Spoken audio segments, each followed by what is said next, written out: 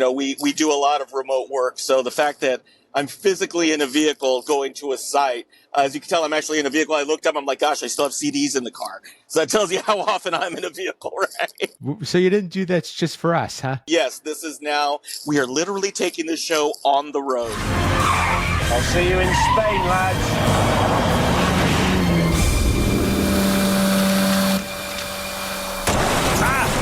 Source code ownership has been a contentious point between integrators and clients historically, with both having valid points as to their perspective on it.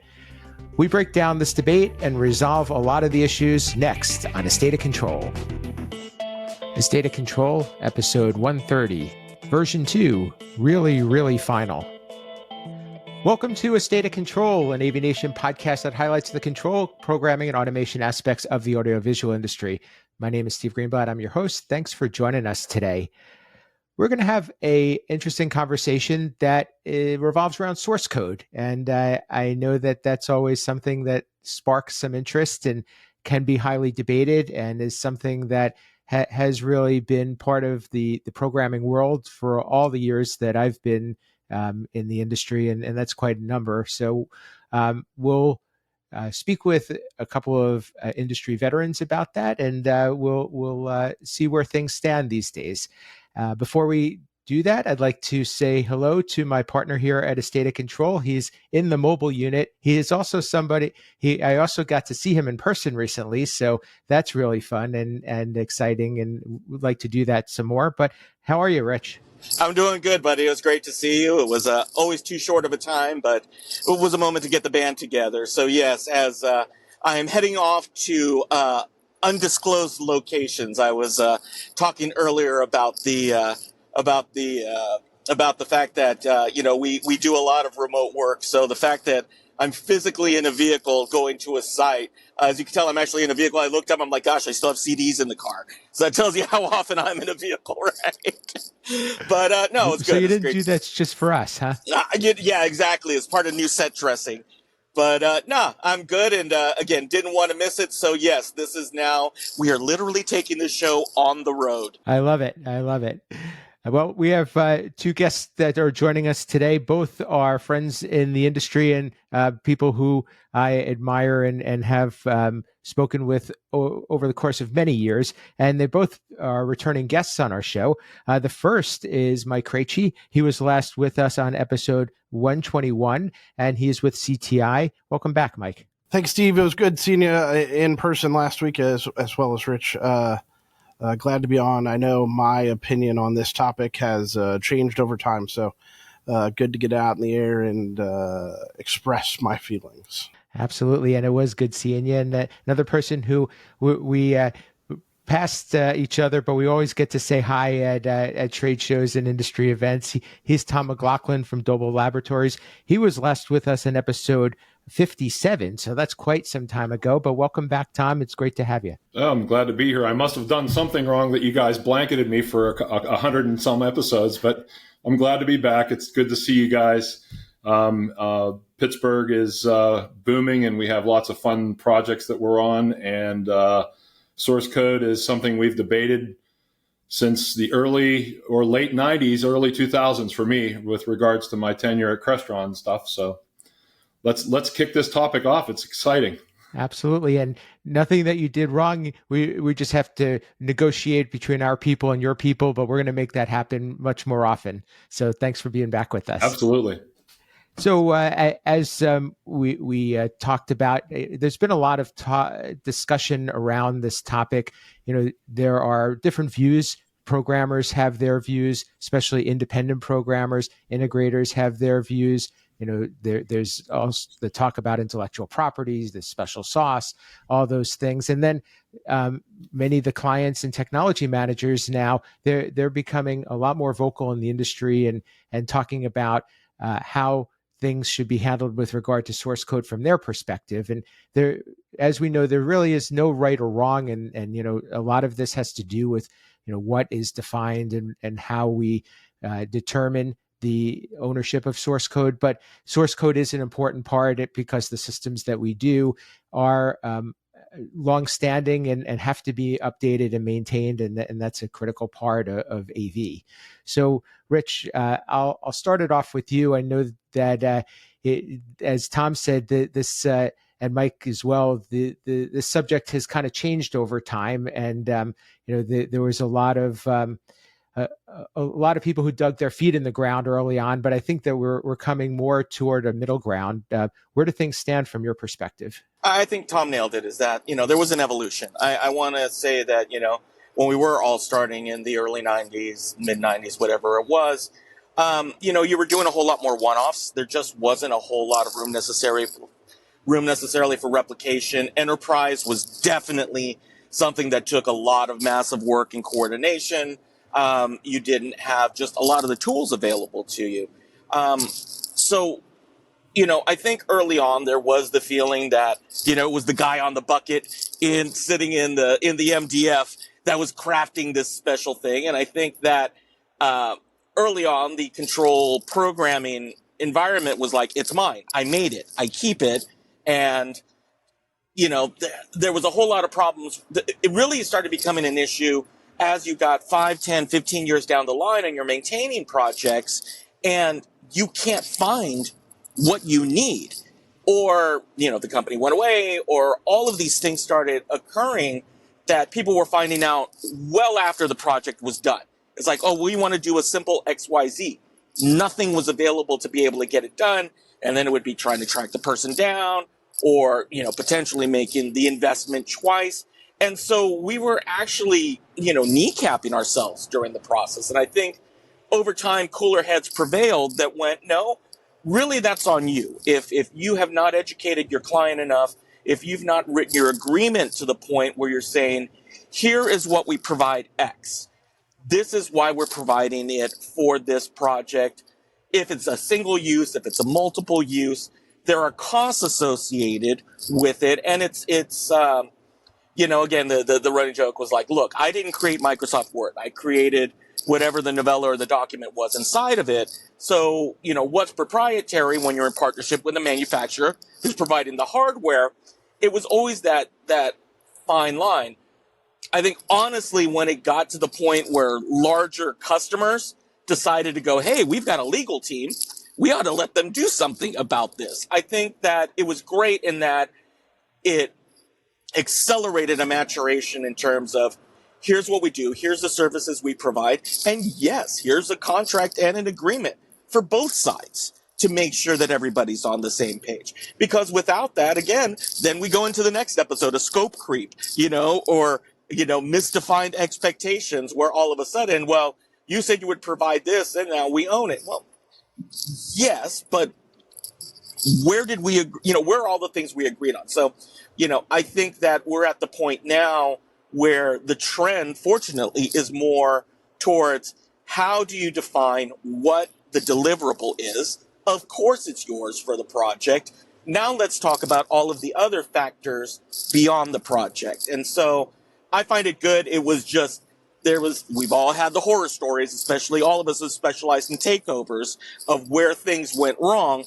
And I think that now cooler heads are going, there is a better way. People are more receptive to it. Once you lay out the actual recipe of what you do, it also helps, for us, it helps vet a client better, because it does create a sense of expectation on both sides. And we know if they're going to be a good client just as much as hopefully they know we'll be a good programmer. So, I'm behind it. I've always been behind it, but, I'm glad to see that as a whole, we're moving towards a direction where, at the very least, we're better defining what we do.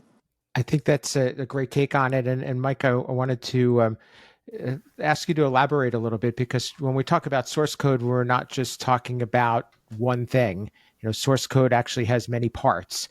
So take us into that journey a little bit, and also, what may be something that is easy to turn over and what may be a little bit trickier in terms of being included in the source code, or is there a gray area there?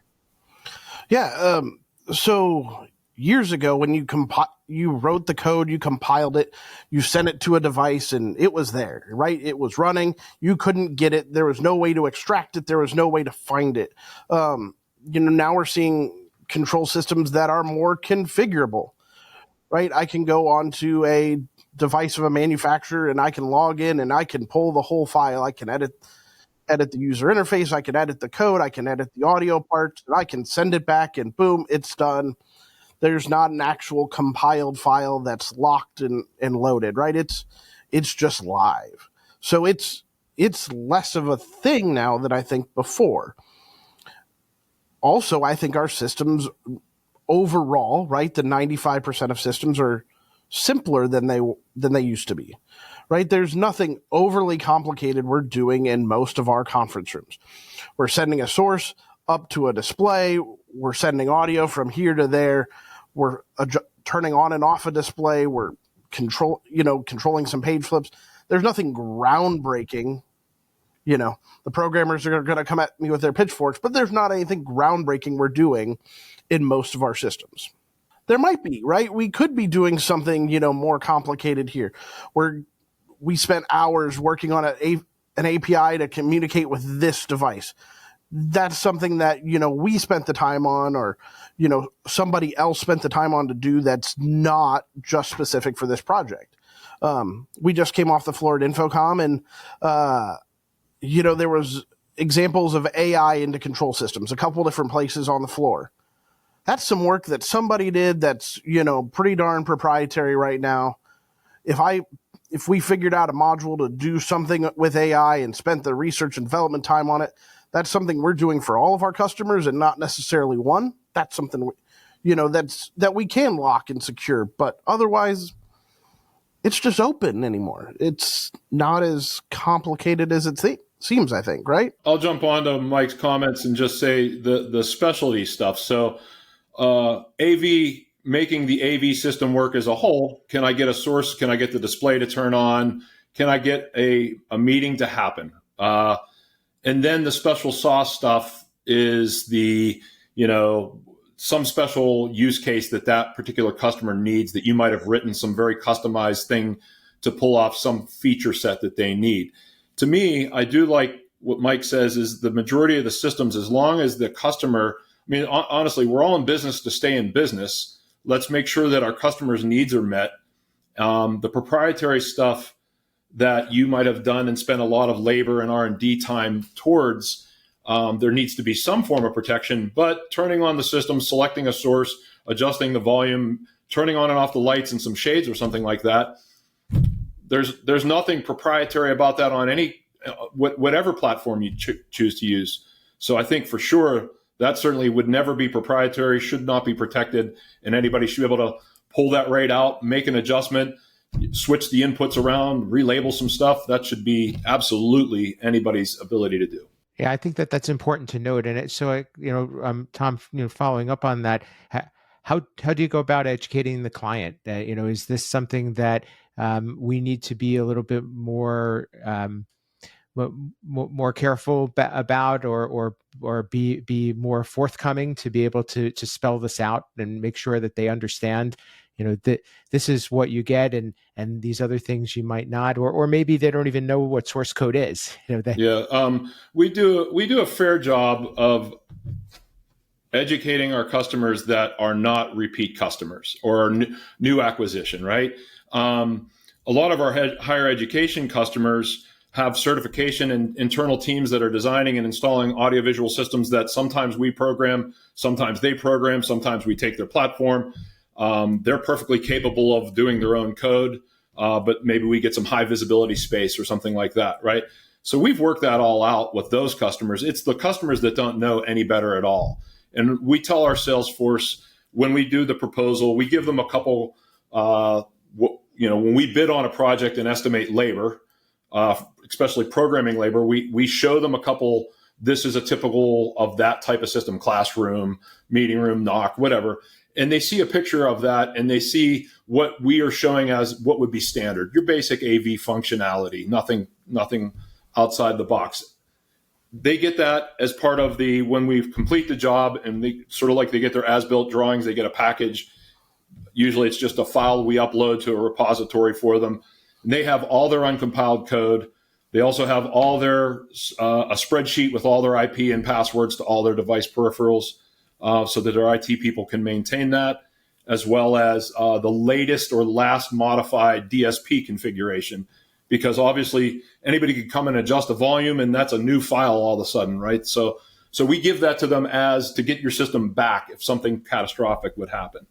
The higher education customers are a little bit of a challenge, because depending on the higher education customer, they may have 100 classrooms and their team is just trying to take one source code and load that into 100 classrooms.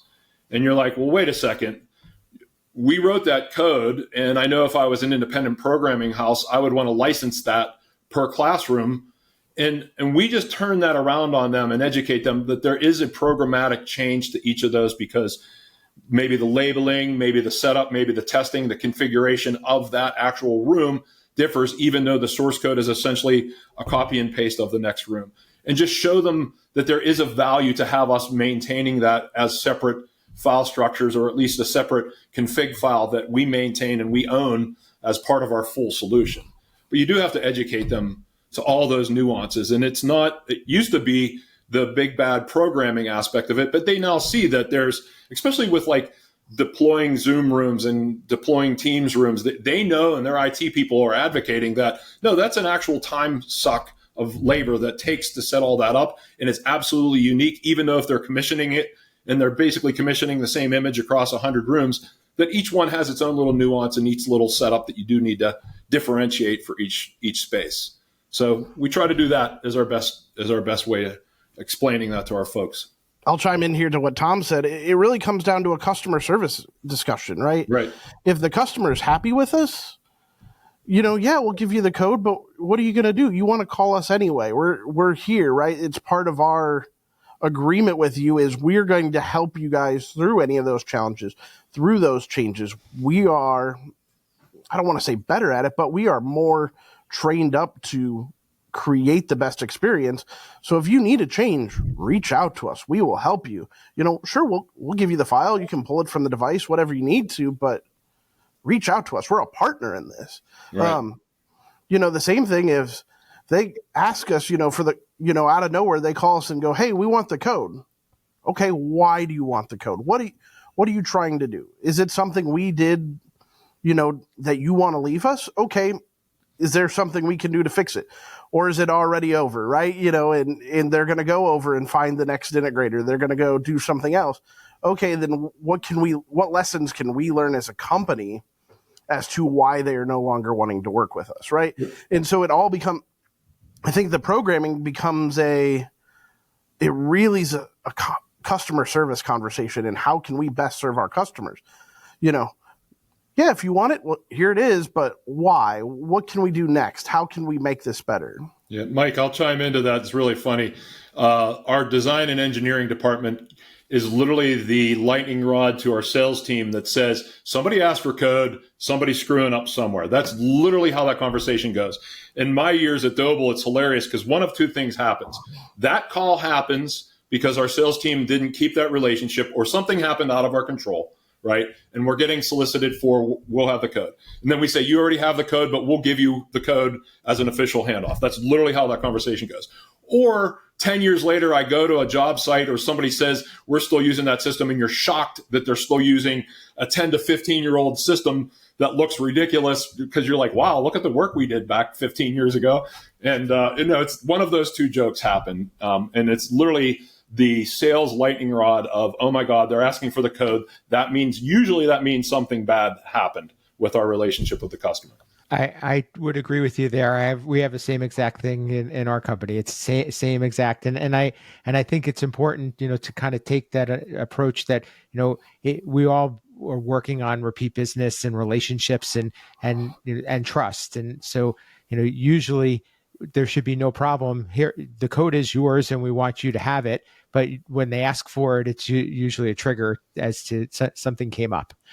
But many times it's not as bad as we think, but I agree that, Mike, I wanted to kind of pull on that a little bit and talk about when you do turn over the code, does the client understand what the responsibility of having the code is? And I say this in a very respectful way, is that, many of the members of our industry are now on the client side, and they have the ability to do things on their own.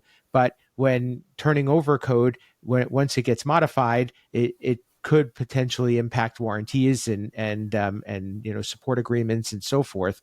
So what does that look like? When you can download, the software, it's not all as gatekept as it was, 10, 15, 20 years ago. They can go grab the software to pull the code to modify the code and do it.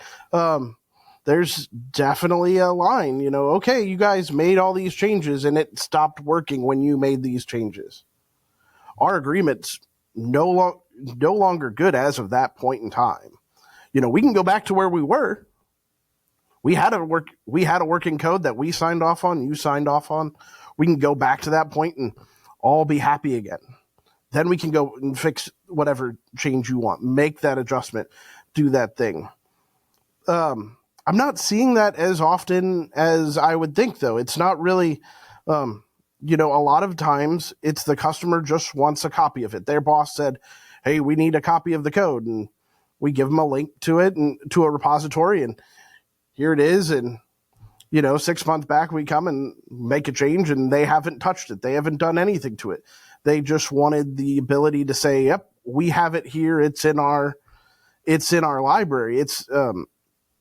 We see it a lot on, the consultant-led projects, the bid projects, where, the document's still written from 20 years ago and it says, need to provide a manual for every piece of equipment in the space.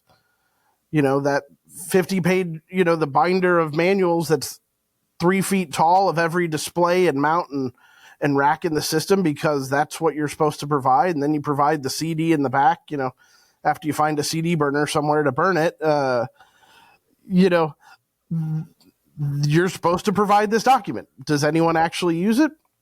Probably not. It sits on a shelf and collects dust. And I really feel that when giving code to customers, it goes back to what I said earlier. They don't even realize they have the code or what that means to them, almost on all fronts. So we do that depending on the business situation, like if it's through a consultant or whatever. We obviously have the mandate to send them that, but we just keep an online repository that they can download at any point down the road. And a sidebar to what Mike's saying, the other end of the spectrum is we actually, on some levels, have a laptop for our. So we have an entertainment side of things that we're doing for some of the entertainment venues.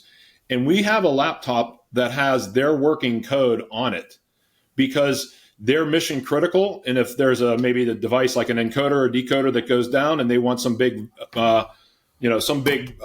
sporting event that they don't want to be down for, they literally will have us rewrite a patch for that night and then go back and fix that. So we grab snapshots of what we have, but we literally leave everything runtime there for perpetuity. We keep copies of it, but we know in keeping copies, we probably don't have the latest iteration of what's actually in that big, gigantic system that you want to make sure that they don't have a down event. They don't have a Super Bowl event or something like that where they turn off 2,000 customers. So it's a different, every application is a different scenario on how we handle that to the customer. Yeah, I think it's important to point out too, as you've said several times, that source code is only one component of the software or the files that make a system work. And you've alluded to keeping a spreadsheet of IP addresses, having the DSP file, understanding what your settings are.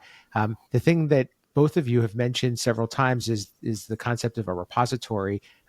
Tom, can you talk a little bit more about that? Because I was going to say, back in the day, we used to put stuff on a disk, just like you guys said, and it used to go in a folder, and everybody thought that they were safe. But these things now are kind of living and breathing. Yeah.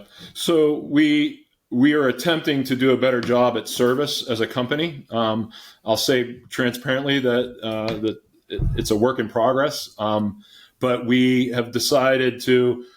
For any of our systems, as we close out a project, all of our closeout documents go to a SharePoint that our internal service team can take. So once the project is done, they have the working source code. More important to them is actually the DSP code, because they're not going to be making changes to programming, but they may need to look in and see what's going on the settings of the audio system. And we just leave that as a SharePoint, and then when we need to, just give the customer a shared link that we can make perishable or logged in by certain folks, and then our internal team all have a login, and depending on who's on call for the service to respond for different systems, can grab a hold of that from our service thing. And that whole custody is its own internal Dobil problem, because once the project manager thinks he's done and the project is closed out, the service people change.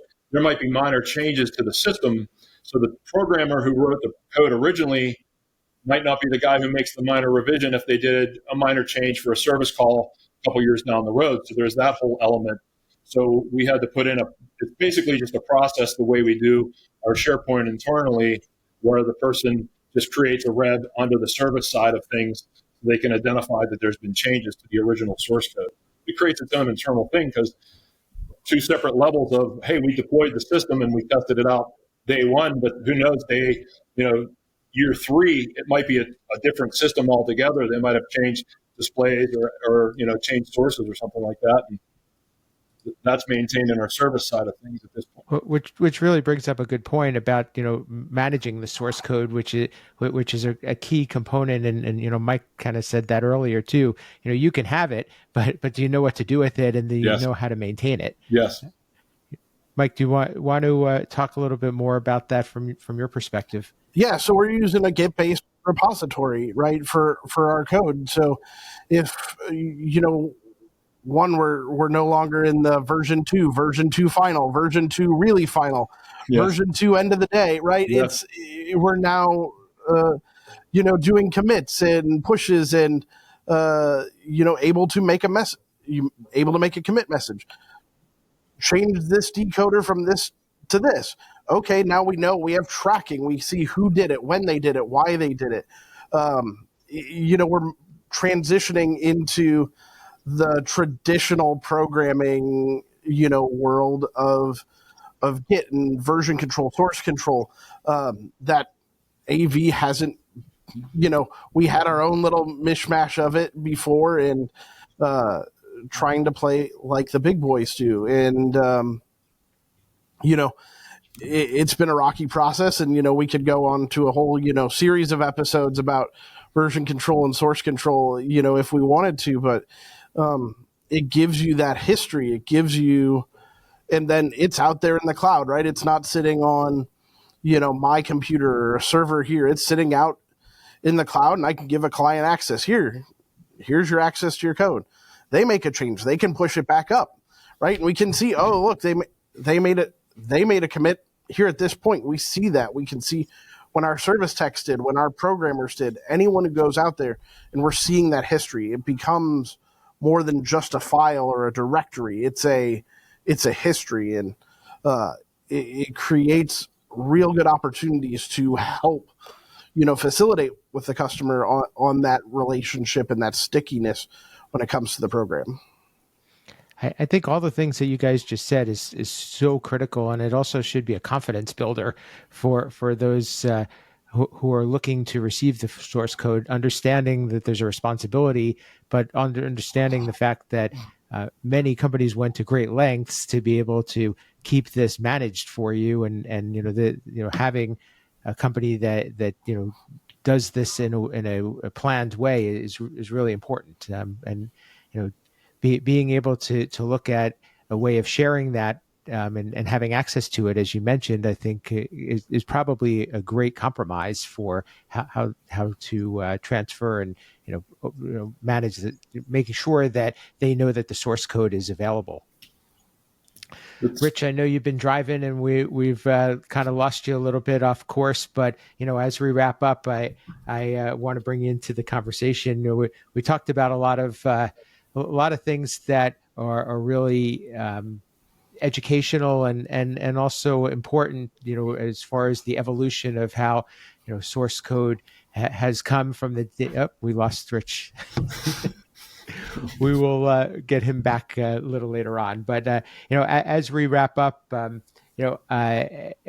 there any tips that we want to share in terms of understanding, what this source code situation is, and it seems like we've gotten to a point right now where this should be less of a sticking point. Mike, is there anything else you wanted to add to the conversation? No, I think we can summarize it by be good to your customer, right? If you take care of your customer, then it doesn't matter as much on who owns the code, right? It's theirs, it's ours. We're working in collaboration with each other. Are you using a third party and then an integrator and then the customer? Okay, you're all working towards the same goal for the customer to have a great experience in a great room, so in a great system. So do right and play nice, and we're all going to be happy, I think, at the end. I don't think it gets more complicated than that. That's a great summary. Tom, is there anything you wanted to share? Yeah, the debate I have is every time a customer or a potential customer asks us to take somebody else's code over, we have to do a risk analysis of, is that truly the latest code in there? And when they say they do not have access to the code, our first stance is to say to them, look, it's not a good value for Dobil to reprogram this situation for you from scratch, unless it's a really basic system. And even that, they're paying for something that they've already paid for. And we articulate that to them, that the best thing for you to do is hold the person's, the integrator or the programmer that originally did this, to either come and fix this problem or update this situation, or make sure you're in good standing with them that they're willing to send you the source code. Even when we get that package from our customers, we still put in extra hours of our estimate to cover ourselves, because we know even in our practice, what I would give you for one of my jobs might or might not be the final rev. It would certainly get you close, but it may have some minor thing that somebody's going to have to go through that system and make sure it's good to go. And that's a labor cost that should not, and like Mike said, be fair to your customer. Be good to your customer. That's the best thing you can do. Is the better Dobil is at maintaining our code, the more likely that somebody's not going to be saying that about a Dobil deployment when I hand them that code over. And we've been in this industry long enough to know that if I'm giving code to somebody and they're going a different direction, it's out of our control. Just be professional about it. Hand it over and be as helpful as you can. It's a small industry, so we all know each other. Heck, you might see my name on something and I see your name on something we're looking at. I'll literally reach out to the programmer if I know him and say, look, I got this. What's your take? And just to make sure that it's as seamless as possible, and make sure that everybody's, as far as customers facing, their needs are met. So that's my take. I like that a whole lot. And I totally agree with you in terms of taking over somebody's code and not really knowing, and there is a risk involved, but there also is something about being fair and knowing that the client is going to get what they need. So right. It's been there, and I'm sure many of our audience members can relate, and they're probably shaking their head right now. Yeah. Well, that's a great way for us to wrap this up. I really think that this was a great conversation. I really appreciate all the insight that you guys have provided, and I think that this has been very educational. Mike Krejci from CTI, how can people get in touch with you? How can people learn more about CTI and keep up with what you're doing? So LinkedIn, the best place to find me. It's the Mike Krejci, just as it sounds. For CTI, you can find us at cti.com. And just as a disclaimer, AVNation is a subsidiary of CTI, so you can also find us at avnation.tv. Wonderful. And Tom Mclaughlin from Dobil Laboratories, thanks for being with us. How can people get in touch with you? How can people learn more about Dobil? And how can we get you on the next show sometime sooner than 100 episodes? Yeah, just reach out. Again, I appreciate sharing time, as I always do with you guys. I really like our industry. I think we're all blessed that we have a lot of upstanding, fantastic people in our industry. And it's it's good just to advocate for more people being interested in making a career here, because it's a great place to be. I'm at Dobil.com. I'm my email address is tom@Dobil.com, because I'm probably the fourth employee that had an email address at Dobil. And I'm on LinkedIn and all the other social media sites doing crazy things. So reach out. And Dobil Laboratories is based out of Pittsburgh. Dobil.com. We're having a ball over here. Absolutely. Thanks for being with us. Rich, I think we got you back. I know that you may not have heard many of the things in today's conversation because of your travels, but we had some great content and really insightful expertise.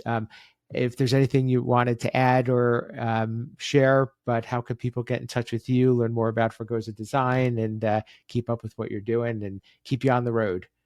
Yeah, again, like Tim says, the best show is the one that Uncle Richie doesn't talk, right? So, yeah, if you want to find out more about Fregosa Design, you can find us on the webpage, fregosadesign.com. You can find me on the socials at rfregosa. Also, probably the best place, as I always say, that you can find us is on AVNation.tv and our suite of shows serving all of the verticals, including State of Control. Actually, I think I did a 3 for 3. I think I did Resi, AV Week, and then State of Control over a past week and a half period. So please, if you can find me, that's the best place to find me, I hope, and always support our sponsors. Nice. Thanks for being with us, and I know it'll be a lot easier for you next time we speak, and we'll certainly have more airtime. For me, you can reach me at Steve Greenblatt on social media. My company, Control Concepts, we provide some of the foundational building blocks for integrating products and programs, as well as adding some additional functionality and features. And those could be found at controlconcepts.net. And as we all alluded, we got the chance to see each other at Infocom. You can find the coverage of Infocom at AVNation.tv. So check that out. And as Rich said, be kind to the sponsors that have supported this show and many of the others on the platform.